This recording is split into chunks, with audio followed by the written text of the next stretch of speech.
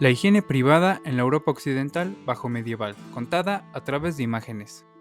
Hola, bienvenidos al especial de Historia Medieval. En este episodio romperemos uno de los paradigmas más replicados a través de la historia, y estoy seguro que tú también lo crees. Todos pensamos que la sociedad medieval era apestosa, insalubre, carente de hábitos higiénicos, pero ¿qué tan cierto es esto? Acompáñenme a descubrir la sociedad de la Europa bajo medieval y quién sabe, quizá nos demos un baño con ellos.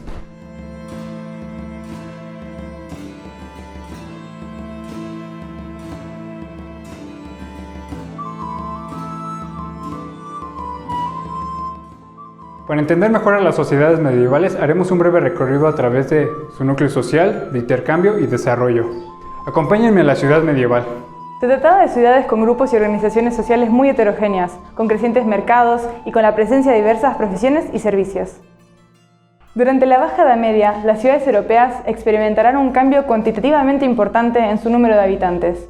La inmigración del campo a las ciudades supuso una mayor cantidad de gente conviviendo en un espacio mucho más reducido, a diferencia de los ambientes rurales, lo que generó una gran cantidad de consecuencias en la higiene privada y pública. En palabras de Robert Fossier, lo más destacado de la vida urbana es el amontonamiento.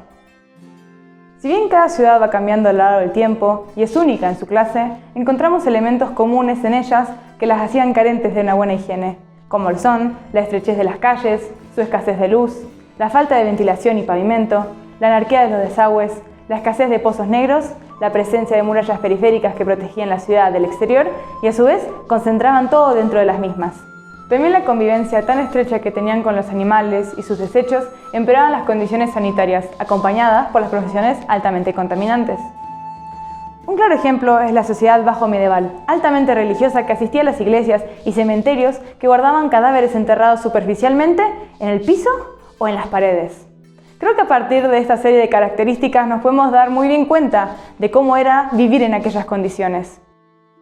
Lo más curioso es que a partir del siglo XII y XIII y aún más en el siglo XV comienza la preocupación respecto a la estética de la ciudad, buscando mantener su belleza y decoro. Sin embargo, ninguno de estos modelos tuvo interés por la higiene o salubridad de la población.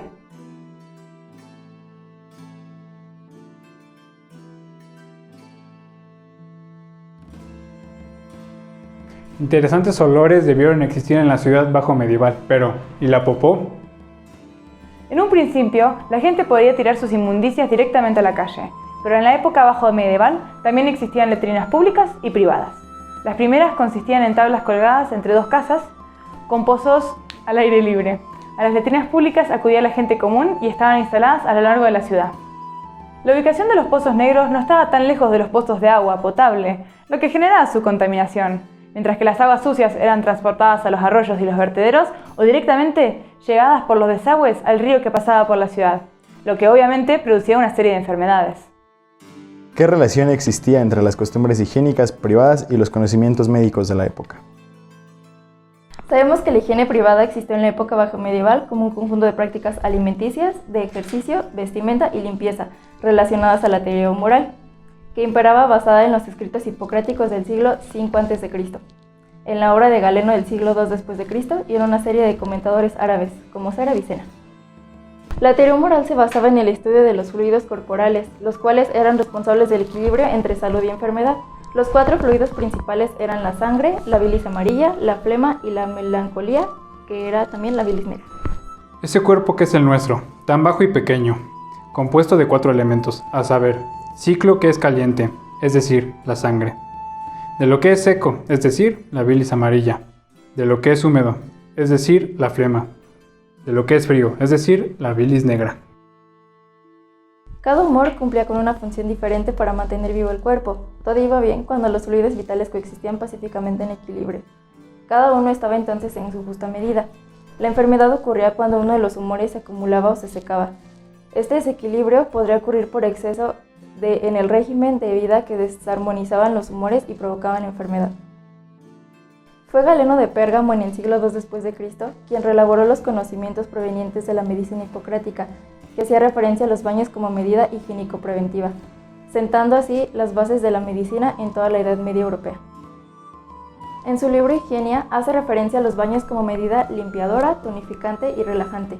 También referencia a los efectos terapéuticos de los baños en función de la temperatura del agua y relaciona la enfermedad con factores externos como el aire. También debemos darle crédito al papel que jugó la cultura islámica medieval respecto a la transmisión del conocimiento clásico, influyendo de esta manera sobre la medicina occidental. Fueron los médicos árabes los que sistematizaron dichos conocimientos y agregaron sus propios. Entre los más representativos se encuentran Avicena, Al-Almazores de Races, Abençoir, entre otros. Conocemos sobre la higiene medieval gracias a los llamados Regimen Sanitatis, libros que constituyen un compendio de conocimientos y prácticas médicas que tenían como fin la promoción de la salud. Uno de los muchos es el Regimen Sanitatis ad Regem Argonum de Arnau de Vilanova, escrito para Jaime II de Aragón, donde referencia en su capítulo 3 de Balneo et Capitis Arbutione a las 4 funciones del baño en la Edad Media: la ritual, la médica, la relacionada con la limpieza y la sociolúdica, que era la erótica.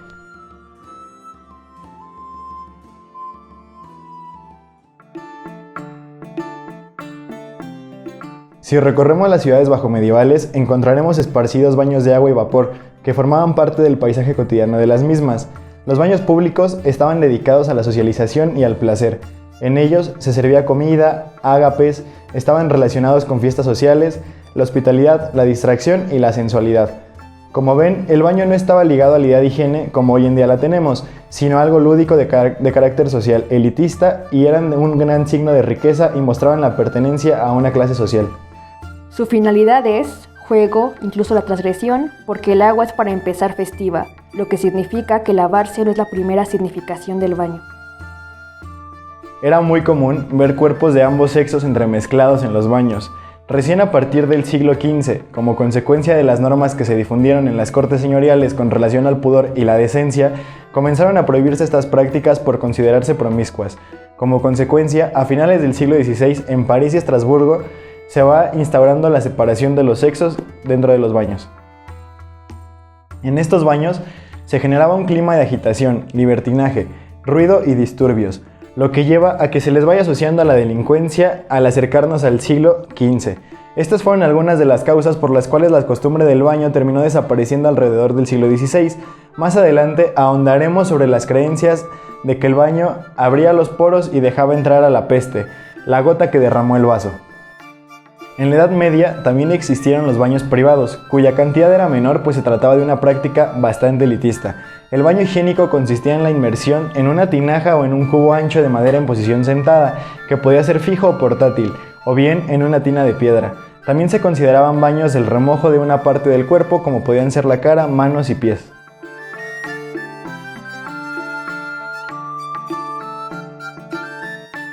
Para entender la importancia del baño ritual en la Baja Edad Media, recurrimos a uno de los manuscritos más importantes de la época, de Balneis Putellanis, escrito por Petrus Diabolo, en el que se explican las propiedades curativas de las aguas que tenían diversos enclaves cercanos al Golfo de Pozzuoli, región volcánica napolitana. Se trata de baños de aguas termales que salen del centro de la tierra y están cercanas al mar.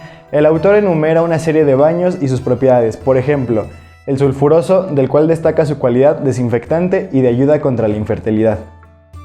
La función terapéutica del baño es uno de los elementos que en su mayoría se representan en los Regimen Sanitatis. Los baños eran recomendados antes o después de un tratamiento y en casos particulares como podía ser un embarazo, viajes o para evacuar. De esta forma se establece una relación entre dos elementos esenciales del cuerpo, los humores y la digestión y el baño. En el Regimen Sanitatis de Magnus Mediolanes, no se recomendaba tomar un baño de manera negligente porque eso podía llevar a debilitar el corazón, producir náuseas, desmayo y la putrefacción de los humores. A partir de una serie de textos de Albertus Magnus que tratan conceptos de salud, enfermedad y digestión, observamos la percepción de la época sobre la piel como un envoltorio del cuerpo.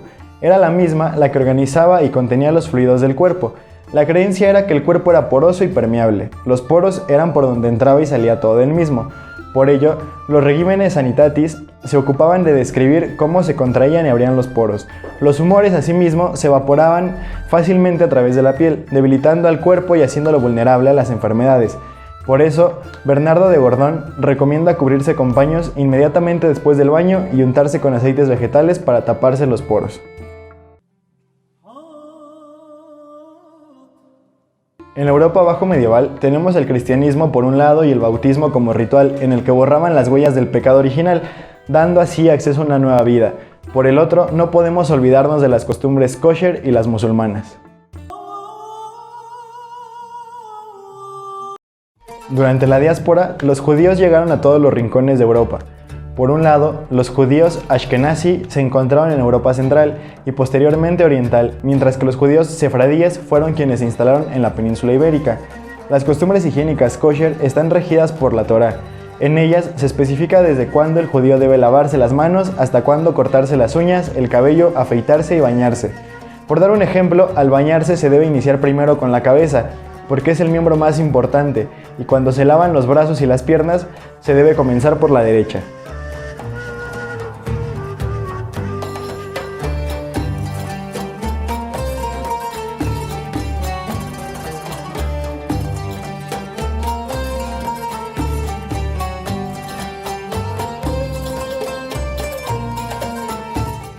La religión judía obligaba en ciertos momentos de la vida del hebreo a realizar rituales de purificación a través del baño, llamados mikve. Mediante la inmersión en un pequeño estanque cubierto, se purificaban los cuerpos después de ciertas infecciones, como es el caso de heridas, parto, menstruación, etc. Además, la inmersión se utilizaba como rito de entrada al judaísmo, a la vida matrimonial o para la preparación de las fiestas más importantes. También era utilizada para limpiar objetos rituales. La mikve no puede estar llena con agua estancada, sino que tiene que ser agua corriente. Se trata de una relación especial entre el agua que corre de un río de lluvia y el agua que está en el cielo, shamayim. De esta forma logran una conexión entre su cuerpo y el agua del cielo, lo espiritual.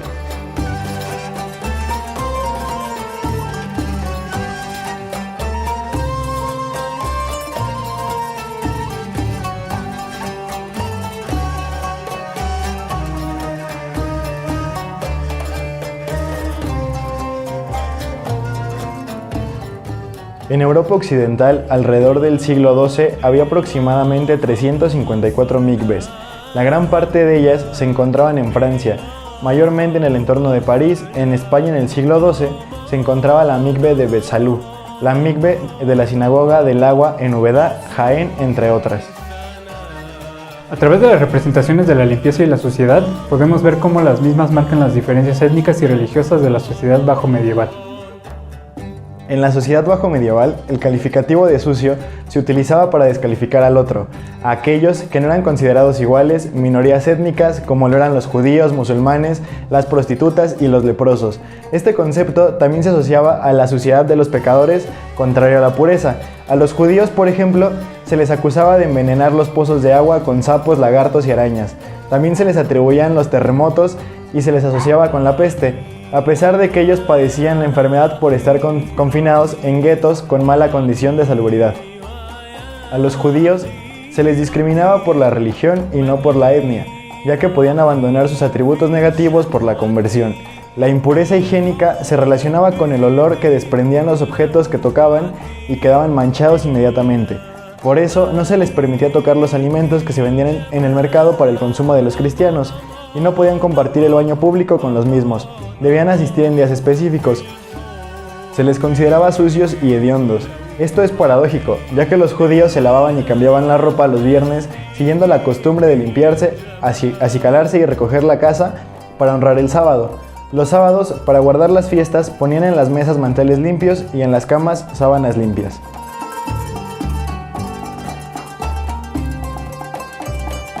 Al comienzo de la era islámica, los seguidores del profeta adoptaron una medicina a la que fueron incorporando normas de vida, dietas y reglas de higiene, que llegaron a formar parte del camino recto hacia la salvación. Muchas de estas reglas se encuentran en el Corán y muchas otras son interpretaciones de los hadices de ética islámica. El Corán es el libro sagrado del Islam, es la palabra de Dios revelada a Mahoma. Él mismo fue escrito por su secretario Said ibn Tabit e incluye creencias, mandamientos religiosos, órdenes y vedas éticas, disputas, impugnaciones, anécdotas, legislación social, política, penal, civil y de guerra. La Sharia es la ley islámica. No solo constituye un código religioso, sino que codifica la conducta de los creyentes y rige todos los aspectos de su vida. Los criterios morales, las cosas permitidas y las que no, lo bueno y lo malo. La Sharia no se considera un dogma o algo indiscutible, sino que es un objeto de interpretaciones. Aún así, es adoptada por la mayoría de los practicantes musulmanes. Creyentes, cuando os dispongáis a hacer la salá, Lavaos el rostro y brazos hasta el codo. Pasad las manos por la cabeza y lavaos los pies hasta el tobillo. Si estáis en estado de impureza legal, purificaos. Alá no quiere imponeros ninguna carga, sino purificaros y completar su gracia en vosotros. Quizás así seáis agradecidos. Respecto a la higiene, el Corán explica en la Sura 5:6 cómo se debe hacer la purificación física, que es el tahara, para quitar la inmundicia o el hadas. Si el hadas es menor, es necesario realizar una ablución o wudu. Esto se da en casos de ir al baño, por ejemplo. El wudu consiste en lavarse el rostro, los brazos hasta el codo y los pies hasta los tobillos.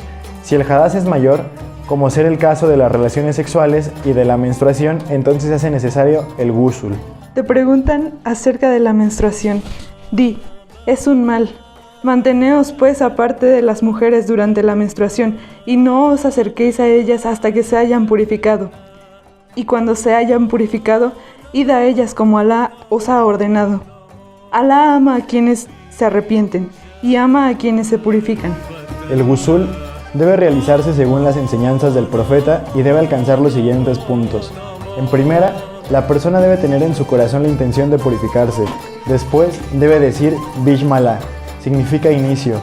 Posterior a ello debe lavarse ambas manos 3 veces, lavar los genitales con la mano izquierda, hacer la ablución o wudu, verter agua sobre los cabellos 3 veces, verter agua sobre todo el cuerpo, iniciando con el lado derecho, lavarse las axilas dentro de las orejas, desde el ombligo y entre los dedos. Esta lista se basa en un relato de la esposa del profeta Aisha, citada en el Sahih al-Bukhari y Sahih Muslim. Estas purificaciones se llevaban a cabo en los hammams, o baños turcos, que se encontraban sobre todo en Medio Oriente, norte de África, Asia Central y el subcontinente indio, y en menor cantidad en España y el centro-este de Europa. Desde su inicio han desempeñado un importante papel como punto de reunión social, ritual e higiénico, acompañado de sus elementos arquitectónicos. Por eso decimos que la cultura islámica le dio al baño turco un significado religioso y también cívico. Las abluciones rituales se realizaban en el interior, pero también brindaban higiene y cumplían otras funciones sociales de la comunidad, como el encuentro de los ciudadanos. Vaya, que para nosotros la limpieza bucal es muy importante, y para la sociedad medieval también lo era. Y no solo era la boca, era importante. También lo era la limpieza corporal, de oídos, nariz, rostro, manos, pies y cabello. En la sociedad bajo medieval se recomendaba la higiene dental para evitar la pudredumbre de los dientes, encías e intestinos. La higiene dental debía realizarse para evitar el mal olor, las caries, el sarro mezclado con los alimentos que iba al estómago y corrompía la primera digestión. En el Benzoar se encuentran consejos sobre limpieza de la boca con agua caliente después de comer y la necesidad de lavarse los dientes y gargarizar vinagre.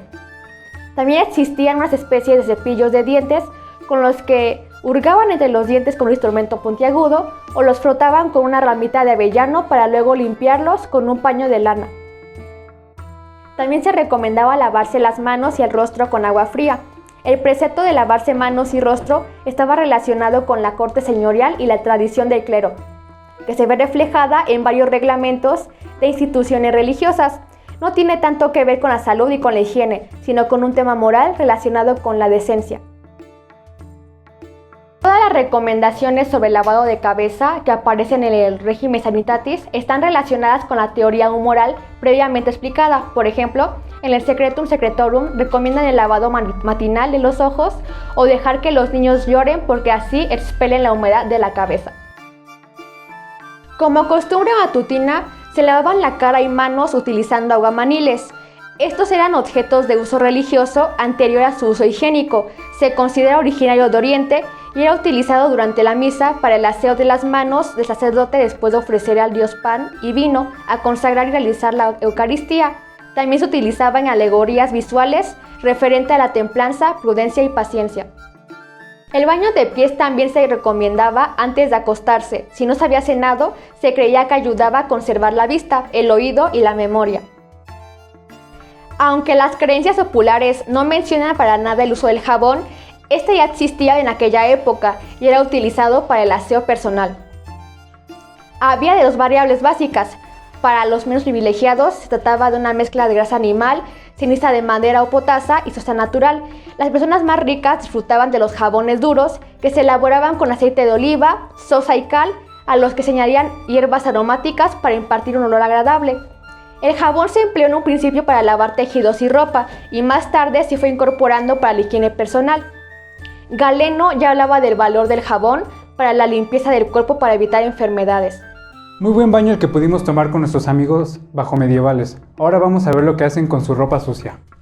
Con respecto a la ropa, la misma se lavaba para tratar de luchar contra pulgas, piojos y chinches. Durante el siglo XIV era costumbre despiojarse constantemente, como signo de cariño o de deferencia. El amante despiojaba al amado, la madre a la hija, la suegra al yerno y el sirviente al amo. La limpieza importaba solo para las partes visibles del cuerpo, rostro y manos, lo que también aplicaba para las vestimentas visibles. No importaba tanto la limpieza de las partes del cuerpo que no se veían y de la ropa interior. Recién a partir del siglo XVI se va evolucionando una mayor preocupación por las partes del cuerpo que no se ven y de la ropa interior. Un hecho del que estoy seguro que todos platicamos en la escuela es la peste, que tuvo lugar en Europa durante este periodo. Pero, ¿qué influencia tuvo esta en los hábitos de la higiene privada? Una de las primeras cosas que se nos vienen a la mente cuando pensamos en la Edad Media es la peste negra, pero no siempre nos cuestionamos las consecuencias a nivel social y cultural que surgieron gracias a ella. Las distintas oleadas de la peste se originaron en Asia y se fueron expandiendo desde el este de China hacia el sur de la India y el Asia Central, llegando a Medio Oriente y finalmente hasta la cuenca del Mediterráneo en el año 1347. Esta se expandió a través de la ruta de la seda y otras rutas de intercambio comercial. Esto tuvo una serie de consecuencias demográficas y económicas. Podemos ver su reflejo en las mentalidades a través de la literatura y las artes. Del mismo modo sucedió en la higiene pública y privada. Al día de hoy sabemos que la peste negra se transmite a partir de una rata de la variedad negra, que se infecta por consumir sangre con bacilos. Si bien la enfermedad se puede transmitir por una mordedura de la rata al ser humano, esto es poco probable. Se necesita un intermediario y esa fue la pulga Xenopsila chyopis. Al picar una rata infectada, el bacilo se reproduce en su interior generando que la misma no pueda saciarse, por lo que irá picando continuamente a otros animales o humanos intentando llenarse sin conseguirlo y vomitando los bacilos en los mismos. Una vez generalizada la enfermedad de la población, otros parásitos como la pulga común y el piojo contribuyen a la transmisión. Una vez picado, el ser humano se contagia y en un corto periodo de incubación sentirá fiebre, sensación de sed, agotamiento, náuseas y vómito. A partir de sus conocimientos médicos basados en el galenismo aristotélico, establecieron una relación causal entre podredumbre del aire y la propagación de la peste. La preocupación giraba ahora en torno al aire pestilente, desde ámbitos más amplios como ser la ciudad, con sus alcantarillas o falta de ellas, los pozos negros que eran fuentes principales de tremendos hedores, los desechos de las convivencias humana y animal, etc. Las calles con sus características y hasta las casas. Fue aquí cuando se consolidó la teoría miasmática, por la que se pensaba que las enfermedades agudas, febriles, purulentas y contagiosas eran producidas por los miasmas, es decir, partículas pútridas que surgían de la tierra en descomposición y corrompían el aire envenenándolo.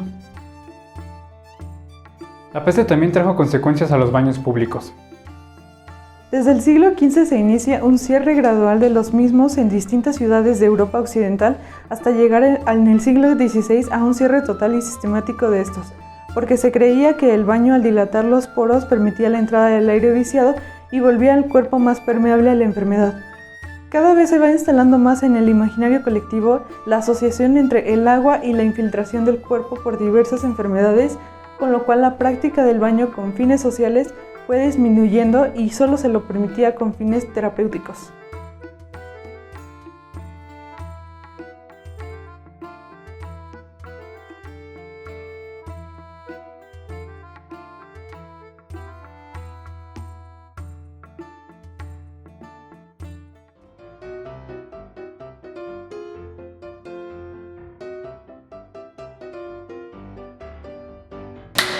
Espera, un poquito más.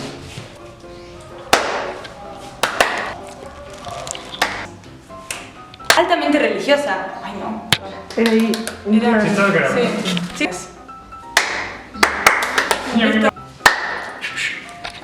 Lo que genera... Ay, no, qué horror, perdón. le hice un paréntesis donde no iba. Espera, ¿listo? Me van a pegar un cartelazo. Porque no llevo el armas.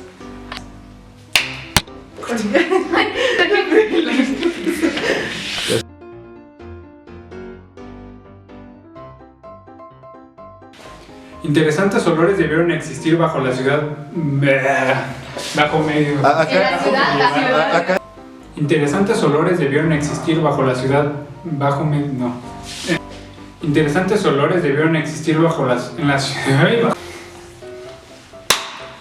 Deja de reír. Oscar, respira y yo. Interesantes olores existieron en la ciudad bajo medieval, pero en la popó. Misterios. Ay, güey. Lo más fácil y cuesta un chingo. Vaya, para no, otra vez. Ese baja quedó muy lindo. ¿Sí? ¿Por qué? Ni siquiera dije algo. ¡Ya cállate! Vaya, para. ¿Por qué te ríes? ¡Ya iba bien! Vaya. ¡Oh, vaya!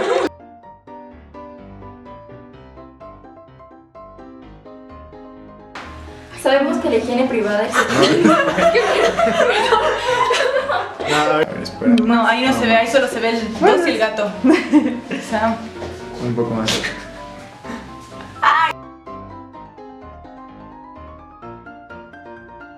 Vas. En esa ciudad. Ay. falta el... Falta el de este. Ah, sí, cierto. Perfecto.